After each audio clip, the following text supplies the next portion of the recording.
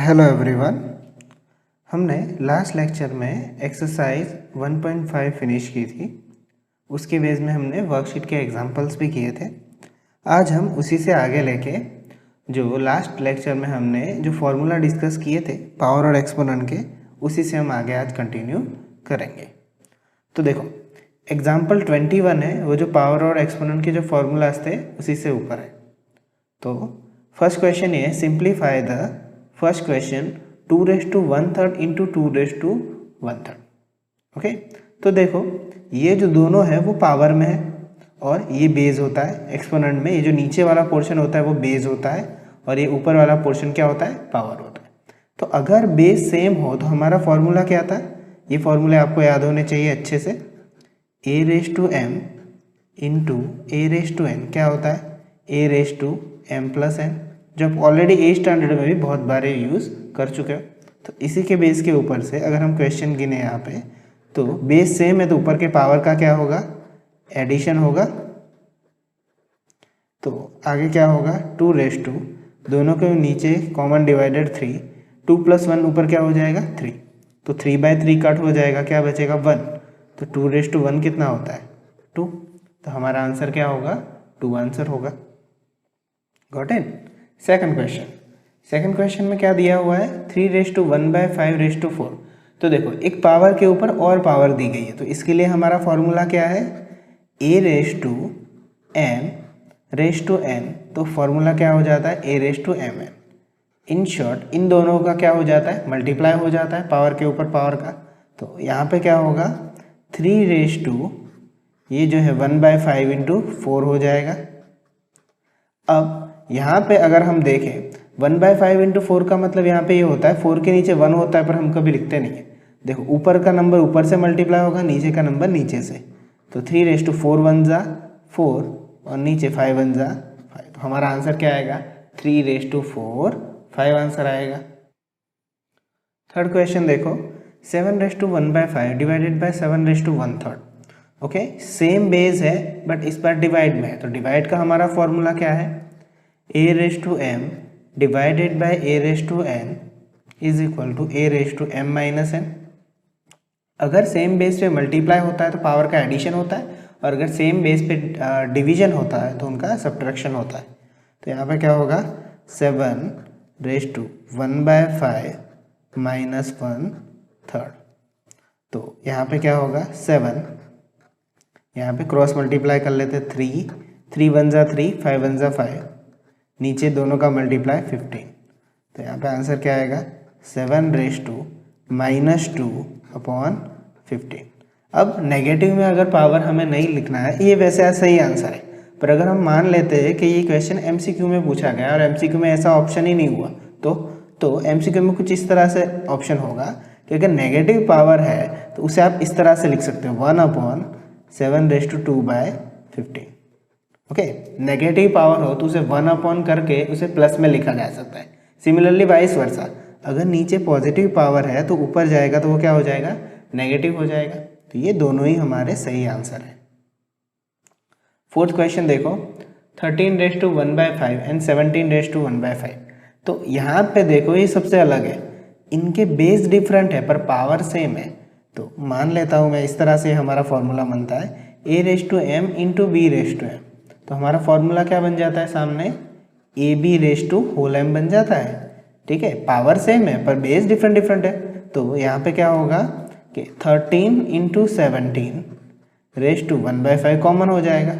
13 into 17 कितना होगा, 13 into 17 तो 2 to 1 हो जाएगा। इसका आंसर कितना होगा, 2 to 1/5। ठीक है, 13 इंटू 17 कितना होगा, 2 to 1। तो ये हमारा आंसर है 2 to 1/1/5। देखो अब एक्सरसाइज हम 1.6 करते थे, एक ही एग्जाम्पल था। एक्सरसाइज 1.6 में आई थिंक 1 2 और 3 ही क्वेश्चन है। हर एक क्वेश्चन में 3 क्वेश्चन है। ठीक है, इसी के फॉर्मूले के बेस के ऊपर से बहुत ही सिंपल सम्स है। तो चलो स्टार्ट करते हैं। फर्स्ट क्वेश्चन है, find that first second and third. तो देखो कैसे कैसे पावर और एक्सपोनेंट के फॉर्मूला इसमें लगेंगे। तो देखो 64⁻1/2 है, तो सबसे पहले देख लो आप 64 को कैसे लिख सकते हो। अगर डायरेक्ट समझ में आता है तो वेल एंड गुड, नहीं समझ में आता तो इस तरह से लिख सकते हो, 8 इंटू 8 लिख सकते हो आप, तो वो 64 हो जाएगा। ठीक है, 2-3 तरीक़ों से होगा, हम दोनों तरीक़ों से करेंगे। तो यहाँ पे देख लो, 8 इंटू 8 का मतलब क्या होता है, एक्चुअली 8 का स्क्वायर होता है। ठीक है, तो हम 64 की जगह पे 8 का स्क्वायर लिख लेते हैं, रेज़ टू 1/2। तो 8 का स्क्वायर यानी कि ये होगा इस तरह से। ओके, यहाँ उसके 2 के नीचे 1 होता है। ये कौन सा फॉर्मूला है, a⁻m⁴n a⁻mn, ये पता होना चाहिए। ठीक है, फॉर्मूला लिखना पड़ता है साइड में। तो 2 cancel out each other, then we have the answer 8। ठीक है, इस तरह से आप लिख सकते हो।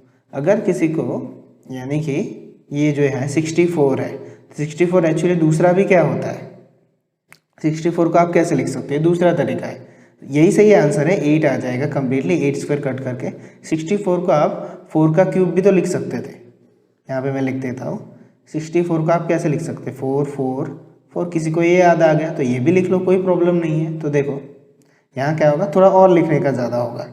तो मैं यहाँ देखो ये 4 क्यूब है, तो यहाँ लिख लेता हूँ 4 का क्यूब रेज़ टू 1/2।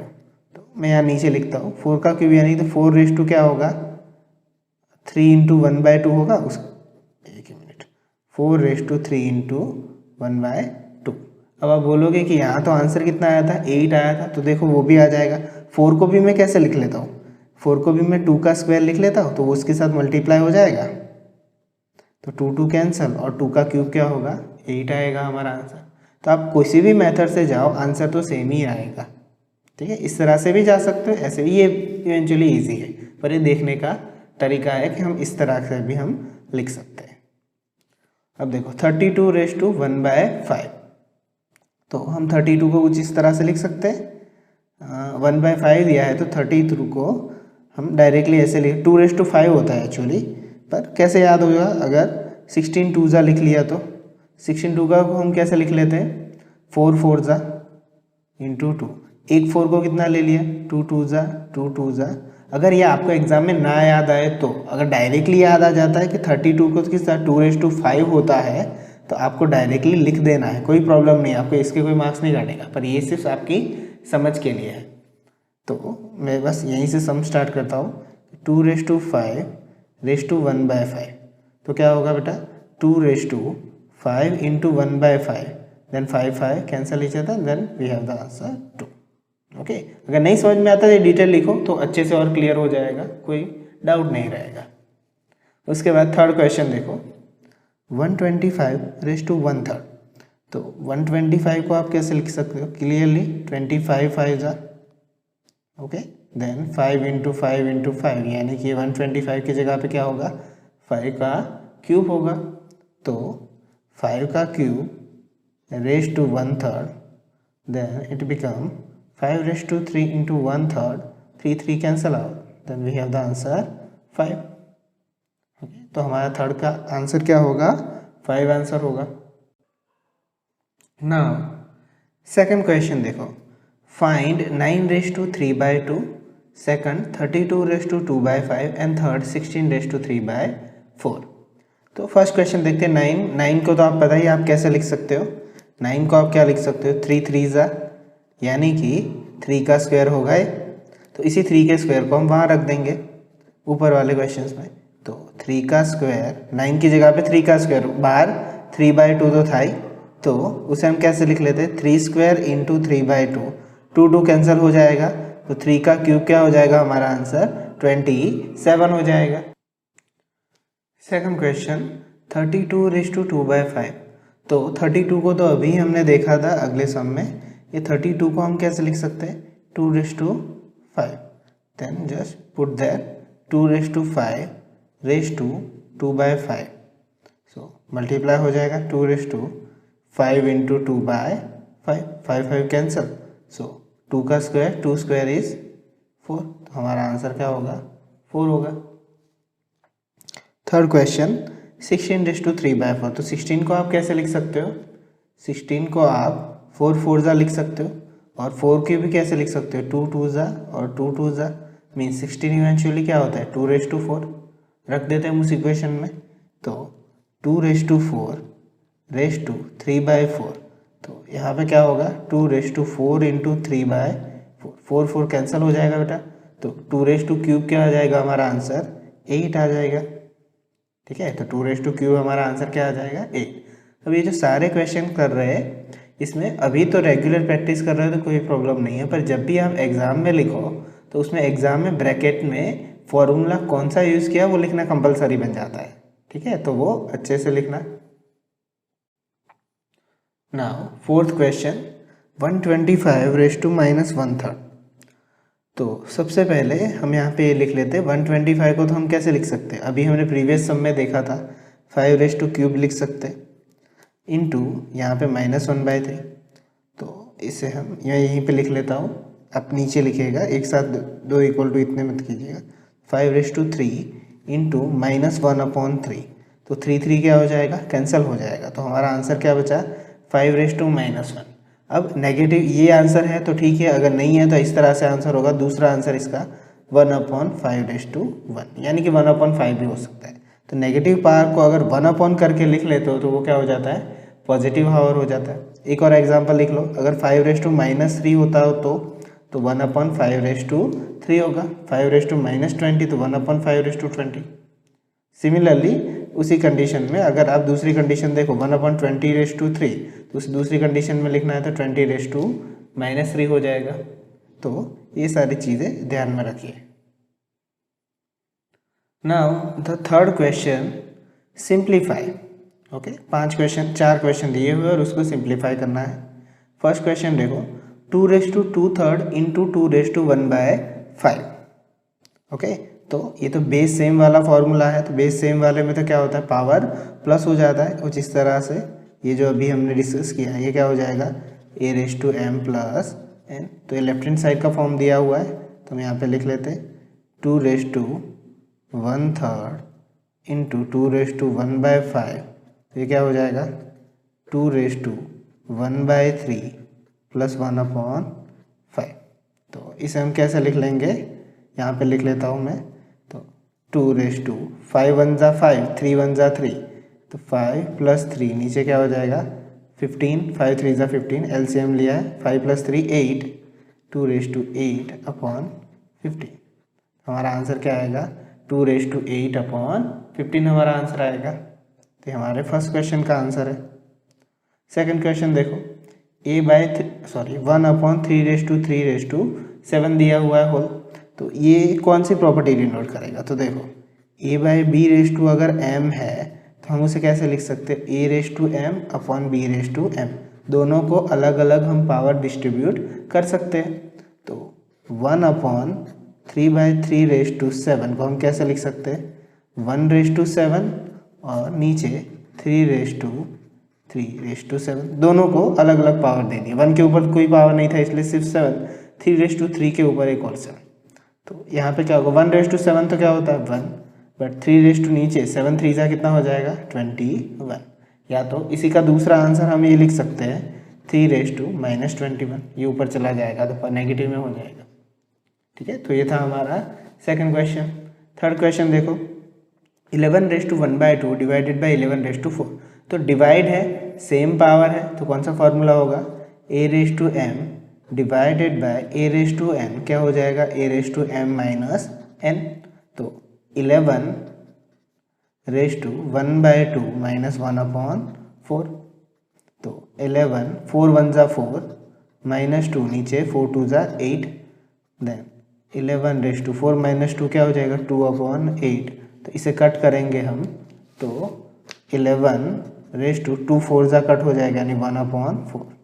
तो हमारा आंसर क्या होगा थर्ड का 11/1/4। Now fourth question 7/1/2 8/1/2। तो नीचे का बेस डिफरेंट है पर पावर सेम है, तो ये भी हमने देखा था। दे क्या हो जाता है ab/m, तो इसे हम लिख लेते हैं। तो 7/2 यानी कि इंटू 8 1/2 होगा, दोनों का पावर सेम है। 7 8 कितना होगा 56/1/2। तो हमारा आंसर कितना होगा 56/1/2। तो यहाँ तक के जितने भी क्वेश्चन थे ये एक्सरसाइज 1.6 फिनिश हो गई। ये यहाँ तक कि जितने इतने छोटे छोटे क्वेश्चन थे और ज़्यादा टफ क्वेश्चन नहीं थे।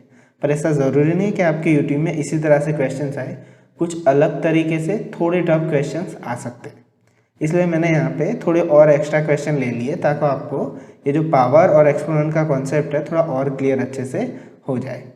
जैसे कि आपके मैथ्स में 9th की एक और बुक आती है, अगर आप CBSE में हो तो उसमें एग्जाम्पलर करके आती है, तो उसमें भी बहुत अलग अलग क्वेश्चंस होते हैं। आप देखिए, प्रैक्टिस कीजिए, और ना समझ में आया तो मुझसे पूछ लीजिए।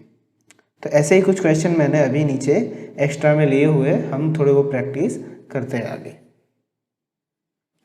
तो एक्स्ट्रा में फर्स्ट क्वेश्चन देखते हैं। 1⁻³ + 2⁻³ + 3⁻³ + 8 square close the bracket and (-5/2)। ठीक है, अगर मान लो हमने प्रैक्टिस की, उनमें से क्वेश्चंस नहीं आते, हमें जो भी समझ में आए हम वो पहले लिख लेते हैं। तो देखो यहाँ पे हम कैसे कर लेते हैं कि 1 का क्यूब क्या होता है 1, 2 का क्यूब क्या होता है 8, 3 का क्यूब क्या होता है 27 एंड 8 का स्क्वायर क्या होता है 64 (-5/2)। अब इन सबको हम प्लस कर लेते हैं।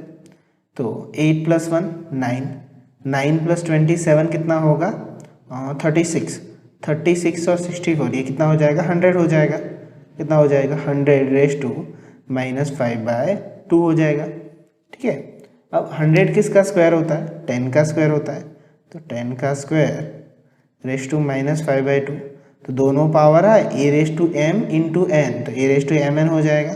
तो 10 स्क्वायर × (-5/2), तो 2 2 कैंसिल हो जाएगा, तो हमारा आंसर क्या मिलेगा 10⁻⁻5, या तो उसका दूसरा कैसे लिख सकते हैं 1/10⁻5 लिख सकते हैं। ठीक है, दोनों में से कोई भी आंसर आप लिख सकते हो, तो ये हमारा आंसर होगा। ठीक है, सिंपल सम था, पर ये अलग से दे दिया, तो आपको ऐसे नहीं होना चाहिए कि इस तरह से कोई प्रॉपर्टी थी नहीं, हमें जैसे समझ में आए वैसे हम सिंप्लीफाई करते हैं। सेकंड क्वेश्चन देखो, सेकंड क्वेश्चन बेसिकली ये है, सेकंड क्वेश्चन देखते √3x = 3/7। ठीक है, ये चीज़ आपके लिए थोड़ी नई हो सकती है कि रूट दिया हुआ है और उसके ऊपर x दिया हुआ है। अब एक्चुअली रूट का मतलब क्या होता है, रूट का मतलब ही 1/2 होता है। ठीक है, और इसे अच्छे से समझो, अगर रूट के ऊपर 3 दिया होता तो इसका मतलब 1/3 होता, रूट के ऊपर 5 होता तो इसका मतलब 1/5 होता। यहाँ कुछ भी डिजिट नहीं है तो हम डायरेक्टली उसका नाम 1/2 रखते हैं। यहाँ पे यहाँ 3 हो तो 13, 5 हो तो 15, इस तरह से हम समझते हैं। ठीक है, तो यहाँ इस तरह से देख लो, अभी तो मैं डिटेल से समझा रहा हूँ, फिर मैं आपको डायरेक्टली बोल दूंगा किस तरह से लिखना है। कि हम 3 ये रूट है उसकी जगह पे 1/2 लिख सकते हैं इस तरह से, = 3/7। तो ये क्या होगा 3/1/2 × x = 3/7। तो 3/2 इसके नीचे 1 होता है, x1 = x और नीचे 2 1 = 2 = 3/7। अब ये जो दो स्टेप लिखे वो हम डायरेक्टली ना भी लिखे तो वो चलता है। फॉर एग्जांपल अगर √3x है तो आप डायरेक्टली 3x/2 लिख सकते हो, या तो फिर मैं ऐसा बोलूँ √3 यहाँ पे 5 है और इसके ऊपर x है, तो आप डायरेक्टली उसे क्या लिख सकते हो 3x/5 लिख सकते हो। ठीक है, ये भी लिख सकते हो, या तो डायरेक्टली √7y है तो उसे क्या लिख सकते हो 7y/2 लिख सकते हो, क्योंकि यहाँ पे कोई भी डिजिट नहीं है और सिंपल रूट का मतलब क्या होता है 1/2 होता है। तो इस तरह से भी हम डायरेक्टली लिख सकते हैं। ठीक है, सिर्फ समझाने के लिए। अब देखो यहाँ पे कि हमें x फाइंड करना है ना, फाइंड तो क्या करना है x करना है, इसमें मैंने लिखा नहीं है। तो 3x/2 = 3/7। अब पावर और एक्सपोनेंट में ये भी एक खास बात होती है कि अगर दोनों साइड पे बेस सेम है तो दोनों के पावर हम इक्वल टू ले सकते हैं, यानी कि x/2 = 7 हम ले सकते हैं। तो 2 नीचे है डिनोमिनेटर में, मल्टीप्लाई में जाएगा तो क्या होगा 7 2 = 14, तो x हमारा क्या आंसर आएगा 14 आंसर आएगा।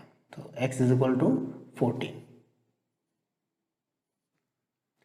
Third question, if 2⁵x divided by 2⁵x is equal to √5 of 32। Okay, अभी जो क्वेश्चन डिस्कस किया उसी के जैसा क्वेश्चन है। तो देखो फाइंड क्या करना है x फाइंड करना है। तो 2⁵x डिवाइड का मतलब कुछ इस तरह से होता है, इस तरह से हम लिख लेते हैं। और यहाँ पे 32 ये क्या होगा 1/5 होगा। अगर कुछ भी नहीं होता तो 1/2 होता है, यहाँ 5 है इसलिए 1/5 होगा। तो अब हम कैसे लिख सकते हैं, डिवाइड में है तो इनको हम कैसे लिख सकते हैं 5x - x से लिख सकते हैं। a⁻m डिवाइडेड a⁻n, तो a⁻m - n। 32 को हम कैसे लिख सकते हैं? अभी हमने प्रीवियस सम्स में देखा था 32 को मैं 2⁵ लिख सकता हूँ। अब मैंने अगर यहाँ पे वैल्यू यूज़ की तो यहाँ पे मैं लिख लूँगा कि मैंने 32 की जगह पे क्या लिखा है 2⁵। उसके बाद 2⁵x माइनस एक्स क्या होगा 4x होगा, और यहाँ पे बेटा 5 क्या हो जाएगा कैंसिल हो जाएगा मल्टीप्लाई होके, तो सिर्फ क्या बचेगा 2 और ऊपर 1। तो देखो 2 यहाँ पे बेस सेम है, यहाँ भी बेस सेम है, तो दोनों के पावर कैसे हो सकते हैं इक्वल हो सकते हैं। ये पावर एक्सपोनेंट की प्रॉपर्टी है एक तरह से। 4x इज इक्वल टू क्या होगा 1, तो x इज इक्वल टू क्या होगा 1/4 आंसर आएगा। ये जो मल्टीप्लाई में सामने कहाँ चला जाएगा डिवाइड में चला जाएगा। तो इस तरह के क्वेश्चंस भी आ सकते हैं, तो इस क्वेश्चंस की प्रैक्टिस करनी चाहिए। नेक्स्ट क्वेश्चन देखते हैं 4th। तो देखो क्या दिया हुआ है, evaluate a⁻x - 5 a⁻y - z a⁻z - x। अब ऐसा क्वेश्चन देख के कई बच्चे पहले से ही डर जाते हैं कि ये क्या आ गया, ऐसा तो कभी बुक में दिया ही नहीं है कुछ भी। तो ऐसे क्वेश्चन बहुत ही सिंपल होते हैं, जस्ट आप बेसिक कॉन्सेप्ट लगाओ कि सबके बेस क्या है, ऑलरेडी सेम है, बेस सेम होता है और पावर दिए हुए तो हमें सिर्फ प्लस ही करना है। तो देखो कैसे लिख लेंगे बेस सेम है, a⁻m है, a⁻n है, a⁻p दिया हुआ है, तो हमें तो सबका क्या करना है प्लस करना है। तो x - y plus y - z plus z - x। तो देखो क्या होगा x - x cancel, y - y cancel, z - z cancel, तो a⁻ क्या बचा ऊपर कुछ भी मतलब नहीं तो 0। तो a⁻0 किसी का भी पावर 0 क्या होता है 1 होता है, तो हमारा आंसर यहाँ पे क्या होगा 1 आंसर आएगा।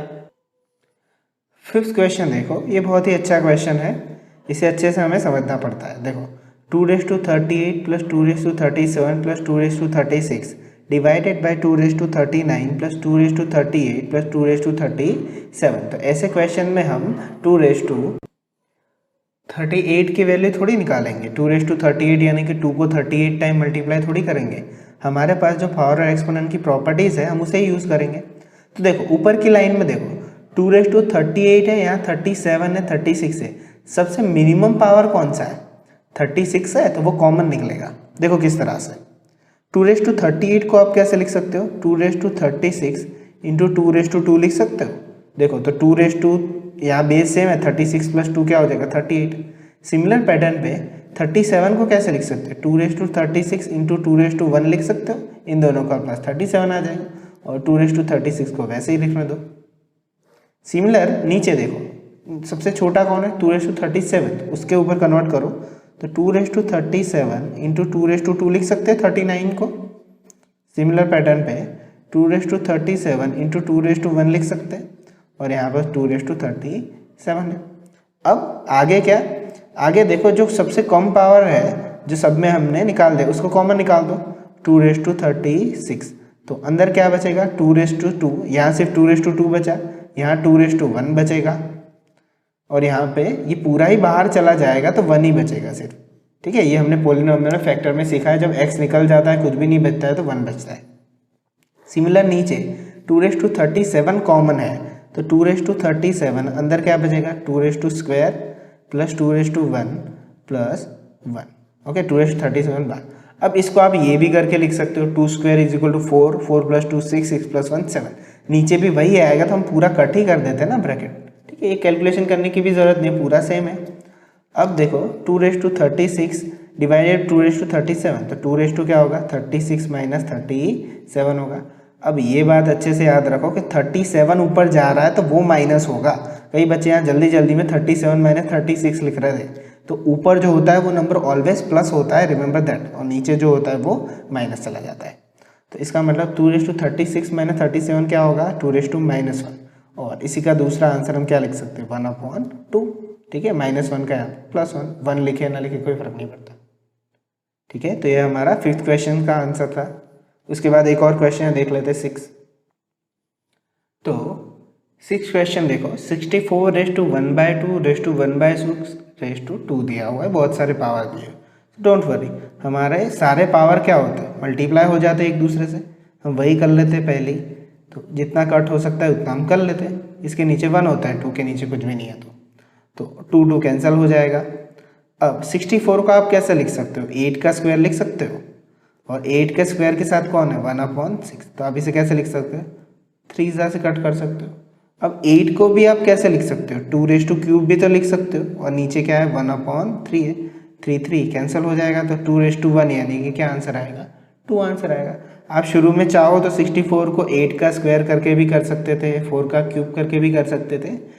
जो भी अप्रोप्रिएट मेथड आपको इजी लगती है वो आप लिख सकते हो, कोई प्रॉब्लम नहीं है, आंसर एंड में सेम ही आएगा। अगर आंसर सेम नहीं आता है तो वो आपका मेथड गलत है।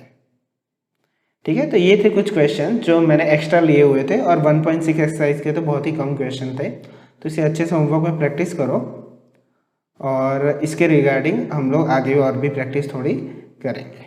ठीक है, तो मिलते हैं नेक्स्ट वीडियो में, तब तक के लिए बाय।